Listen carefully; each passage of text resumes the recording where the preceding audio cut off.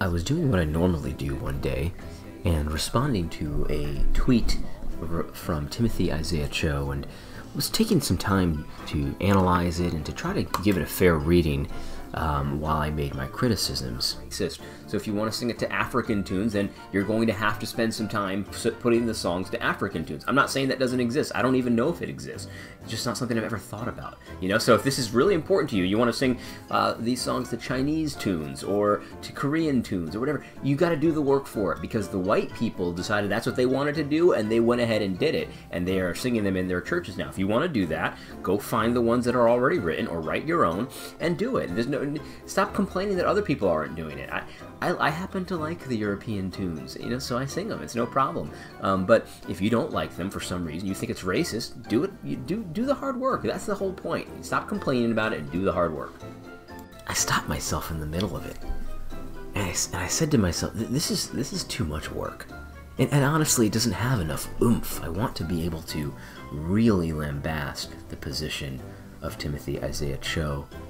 How can I do this more effectively that'll reach more people and rile up my audience that much more?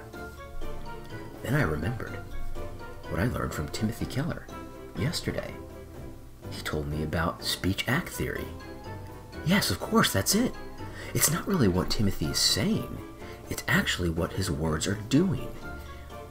I need to practice. Let's talk about this, and let's think about this and practice a little bit, and maybe I can figure out exactly what's being said here without really being said here. Perhaps we should start double education, where Christians of color in higher education post pictures outside of their outside of class curricula. Because we all know that every education that does not include every ethnicity under the sun is a bunch of absolute white-hooded racists. If you don't read books like this, you are a racist. That's pretty good. Let's try this one. Arguing for Psalms only and no instrumentation in worship isn't avoiding the worship wars. It's simply pretending to have a cultural high ground, when in fact some of a certain culture metricize those psalms and compose those tunes, most likely white and European. And as we all know, white and European music is the most racist music of all. If you sing psalms only at your church, you are probably a racist. Thought, this is working out pretty good. I think I'm doing pretty well. Let's try a few more, and then we'll try the ultimate test. This one's from Jamar Tisby. Keeping this on file to retweet January 22nd, 2019. Because that's when my book is coming out. And I am extremely smart. Way smarter than you. I've written a book, did you know it? You racists out there don't write books. Only smart, educated social justice warriors read books. One more. Let's try this one. Kyle J. Howard. Much of the issues plaguing evangelicalism can be tied back to a truncated grasp of biblical anthropology, which is the doctrine of man for all you idiots out there, especially you white folks who don't understand anything.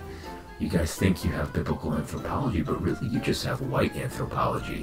What a bunch of racist rhetoric. You guys are white supremacists, and it's ridiculous. But you can listen to me. I'm loving, and I'm smart. When you have a proper view of the glory of humanity and how you treat others and defend their God-given dignity becomes part of what it means to be Christ-like. The way evangelicalism has treated LGBT image bearers, women, minorities, and the poor, folks they disagree with ideologically, is directly related to how it views humanity. It's impossible to rightly grasp the glory and beauty of humanity and be apathetic towards anyone with the Imago Dei. Therefore, we must bring in LGBT pastors and priests. We must bring in female pastors and priests. And we also must have every church with at least one minority elder. Otherwise, you're racist, homophobic, cisgendered bigots. I think I got it. Let's try the ultimate test. Let's use speech-act theory on Tim Keller himself. If you're intolerant of people you think are intolerant, you're being intolerant. Intolerance is the intolerance is still intolerance. And we should be tolerant of everybody. Intolerance is, of course, the most dangerous sin of all. And if you're intolerant towards anybody, especially LGBT, especially homosexuals, especially transgender, especially minorities, then you are going to hell. It's just that simple. We need full inclusion in the United States, in the Church of God. That worked pretty well. It certainly was a lot easier to say what you think they're saying as opposed to what they are saying. I think that's pretty good advice, Tim Keller.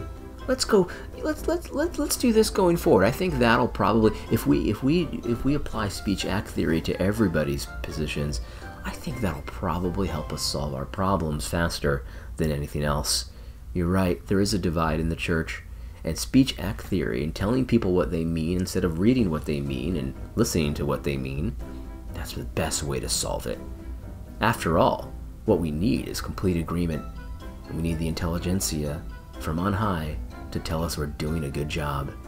Thanks, Tim Keller.